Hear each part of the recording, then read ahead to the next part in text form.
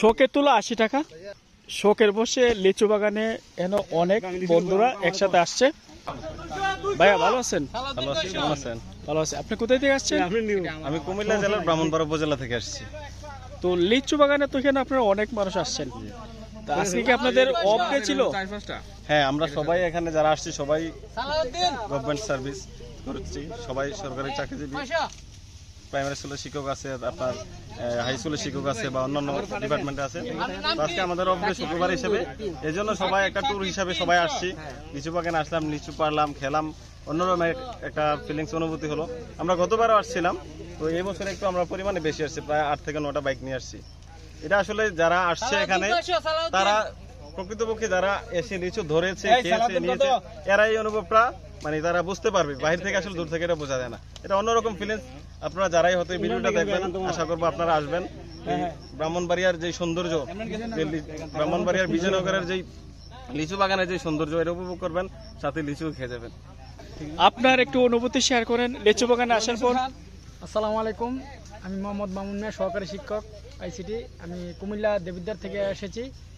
আসলে এই জায়গায় আমাদের আফনুর রহমান বুয়া স্যারের বাড়ি। তো প্রথম আমরা আছে 3-4 বছর যাবতে আমরা এখানে আসি।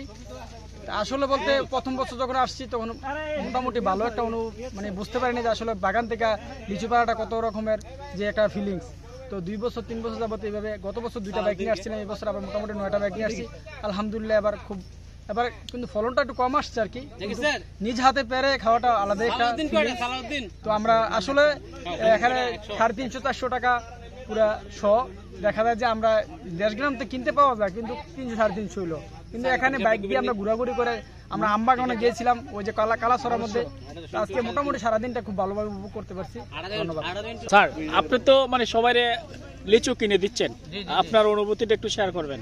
আমার অনুভূতি বলতে অ্যাকচুয়ালি আমার বাড়ি এই বিজয়নগর, ব্রাহ্মণবাড়িয়া জেলার বিজয়নগর উপজেলায় আমার শ্রীপুর গ্রাম।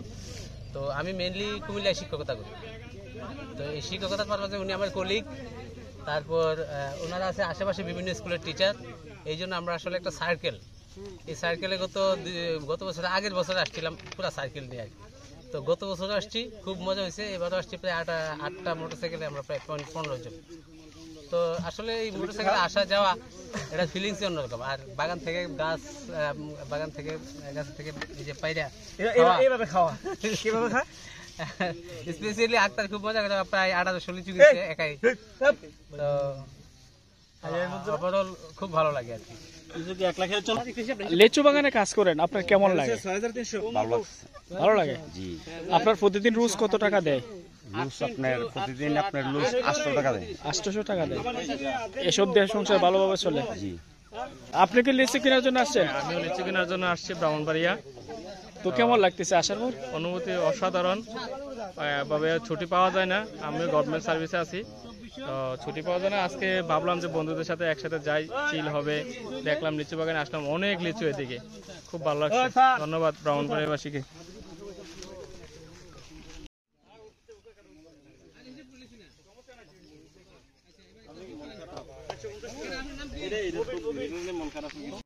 কুমিল্লা জেলার ব্রাহ্মণবাড়িয়া উপজেলা থেকে এসেছি বাগান থেকে নিজের হাতে লিচু পাড়ার জন্য। এটা একটা আলাদা অনুভূতি।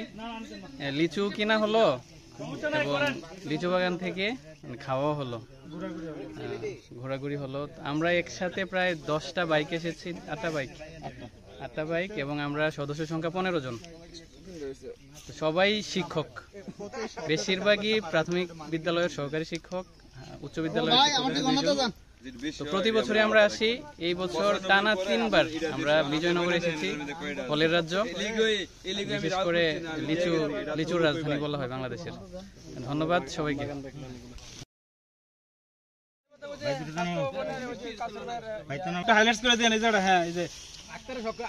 আপনার নামটা জানি কি? আমার নাম মোহাম্মদ শরীফুল ইসলাম। একটু বলেন লিচু নিয়ে। এই যে লিচু এগুলো নিলাম আমি, মনে করেন যে লিচুগুলো খাইতে অসাধারণ। আপনারা যারা পারেন আসবেন, অবশ্যই লিচু নিয়ে যাবেন এখান থেকে। আমি আসছি সেই কুমিল্লার ব্রাহ্মণপাড়া থেকে, ঠিক আছে। একজন সহকারী শিক্ষক হিসেবে কর্মরত আছি। আজকে শুক্রবার বন্ধের দিন আসলাম, অনেক মজা। ভাইয়ের জন্য পাত্রী দেখতেছে, হ্যাঁ, এই বিষয়টা মাথায় রাখবেন।